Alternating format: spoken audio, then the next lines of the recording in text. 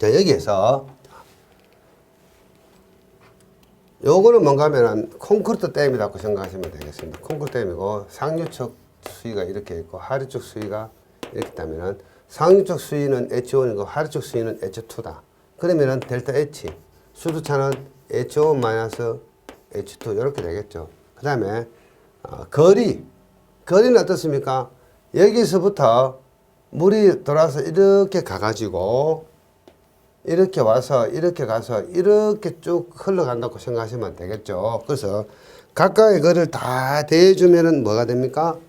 그리프 거리가 되겠죠. 그림에서 그리프 B는 CR은 수도차 델타 H분의 LW 값은 뭔가 하면은 여기서부터 이렇게 더한 값인데 그냥 다 해주는 것이 아니고 이런 공식을 동원을 합니다. 수평거리를 합산해서 3분의 1로 나누어주고 요 수평거리하고 요 수평거리 다 더해가지고 3분의 1로 나누어주고 수직거리 LV는 이 값을 전부 다 해준다. 이렇게 생각하시면 되겠습니다. 그래서 델타 H분의 3분의 1 시그마 LH 플러스 시그마 LV 델타 H는 상하리 수도차가 되고요. 이때 3분의 1 시그마 LH 플러스 시그마 LV는 가중 크리프 거리라고 이야기합니다. 자, 지금까지 우리가 가중 크리프 B라는 용어 설명 문제가 나왔다면 다음에는 가중 크리프 거리 이렇게 용어 설명 문제가 나올 소지도 충분히 있습니다. 자, 유선이 구조물 아래 집안을 흐르는 최소의 거리 weighted creep distance 그렇게 해서 위의 식에서 구한 가중 크리프 B를 가지고 아래에 이렇게 미리 정해진 표가 있습니다.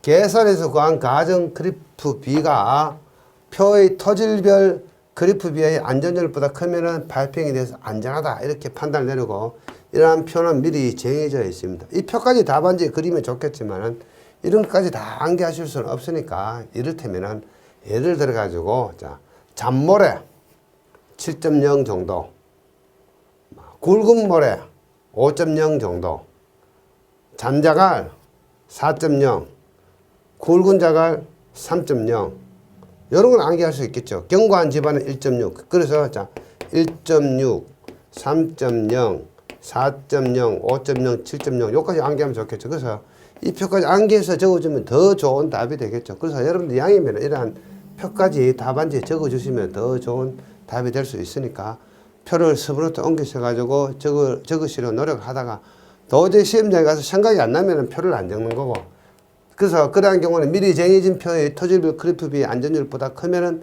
발표에 대해서 안전하다고 판단함 이렇게 적어주시면 되고 좀 시간 여유가 난다든가 기억이 나면 이 표까지 답안지에 기술하면은 가중 크리프 B라는 용어적인 설명 문제에 대한 좋은 답이 될 수도 있다고 생각하시면 되겠습니다. 그래서 이왕 문제가 볼링, 킥샌드 볼링 이런 문제가 나왔기 때문에 제가 검토 방법을 쭉 소개를 하고 향후에 이러한 용어 설명 문제가 나올 수도 있다. 그리고 가중 크리프 B는 용어 설명 문제가 나왔다. 향후에는 가중 크리프 거리 이렇게 나올 수도 있고 또 어떻습니까? 한계 동수 경사법 이렇게 나올 수도 있고 테레잡기 방법에 의한 유선만 검토하는 방법 이렇게 나올 수도 있겠죠. 출제됐던 사례는 뭡니까? 유선망은 용어 설명 문제가 출제되었고요. 가중 크리프 B, CR도 용어 설명 문제가 출제되었고 볼링은 뭐 수도 없이 많이 출제되었습니다. 그래서 이 속에 있는 다른 거 테레잡기 방법이나 한계 동수 경사법 이런 것도 충분히 이제 용어적인 설명 문제로 출제가 될 수가 있다. 이렇게 생각하시면 되겠습니다. 그래서 여러분들이 학원 등에 가셔가지고 딱 주어진 문제 볼링 한 페이지 분량 용어적인 문제 암기를 했다. 다행히 볼링이 나오면 쓸 수 있는데 하다 보면 한계 동수 경사법 이렇게 나오면 못 쓰는 겁니다. 그래서 공부를 하실 때는 좀 늘품수 있게 해야 됩니다. 주변 머리가 좋게 해야 됩니다. 저도 지금 머리 좀 자주 빠지는 편인데 주변 머리가 자꾸 빠지고 있습니다만 나이 들면 좀 빠집니다. 그래서 공부를 할 때는 이렇게 좀 약간 넓은 범위로 좀 늘품수 있게 공부를 해 주셔야 돼요. 어떤 문제가 A라는 문제가 출제되면 다음에는 A-유사한 문제가 출제되고 또는 A 속에 스몰 A, B, C, 뭐 D가 있다면은 스몰 A, B, C, D가 또 문제 출제될 수도 있고 문제가 어떻게 출제될지 아무도 모르는 상황입니다. 그래서 공부할 때는 전체를 같이 한번 쭉 강기된 것을 연관시켜가지고 쭉 공부를 해놓으시는 게 현명한 방법이다.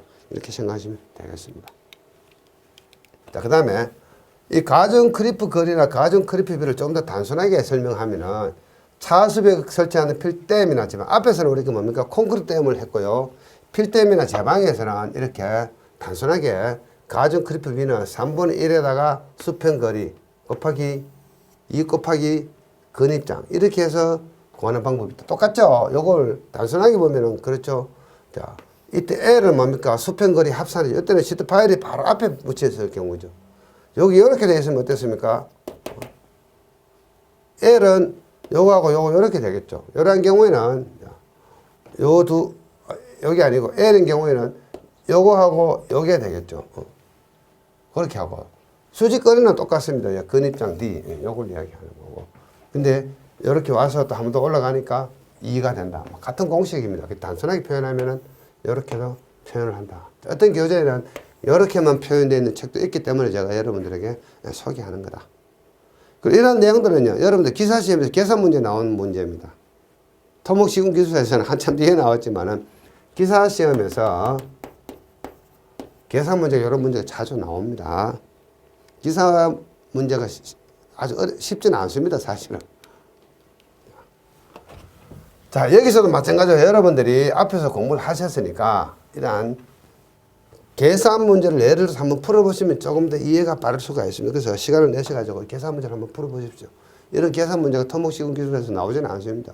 전혀 나오지 않을 수는 없지만은 토목시공기술에서는 계산기를 가지고 오라고 그러는데 계산기 쳐서 문제 풀 일이 잘 없습니다. 그리고 계산 문제를 하면 안 푸는 게 현명하죠. 토지기술사에서는 이런 계산 문제 나오고 이 문제도 역시 뭡니까? 토목기사 실기시험에 나왔던 계산 문제인데 제가 여러분들에게 소개를 합니다. 왜냐하면은 여러분들이 이런 가중 크리프 비라든가 가중 크리프 거리에 대해서 좀 이해를 빨리 하시려면은 이런 계산 문제를 한번 좀 풀어보셔야 됩니다. 그래서 조건이 주어졌고 각종 숫자가 주어졌고요.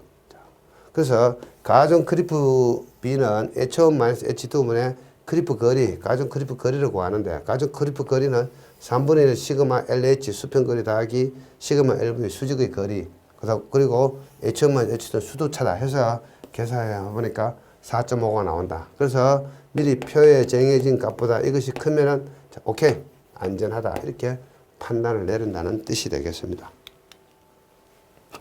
그 다음에 이제 여러 가지 방법도 있는데 블라이의 방법도 있다. 요거는 그냥 블라이의 방법은 어떤 공식 정도만 기억을 하시면 되겠고 그 다음에 저시대인 방법이라는 것도 있습니다. 저시대인 방법도 한계 유수에 의한 방법이라고 이야기하고 이런 공식 정도만 여러분들 기억을 하셔갖고 시간 나실 때 답안지에다 슬쩍 나열만 해주시면 되겠습니다. 이제 앞에서 많은 것을 공부했는데 이럴 때면 이제 이런 볼링 현상이라는 용어 설명 문제에 대한 어떤 모음담을 다시 한번 더 구성해 보면은 우선 개요 분사현상 파이핑과 토리의 풍경이 필댐 누선인이 된다.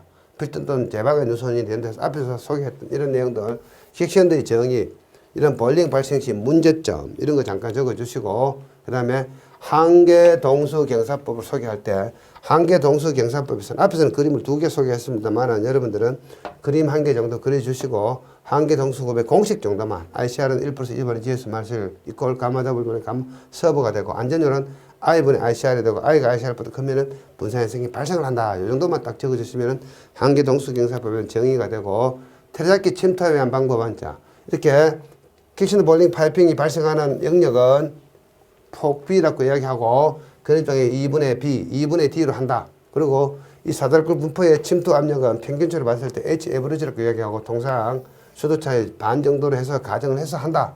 그리고 안전율은 상량의 침투 압력 J분의 하향의 hơi 무게를 해서 1.2에서 1.5 되면 안정하다.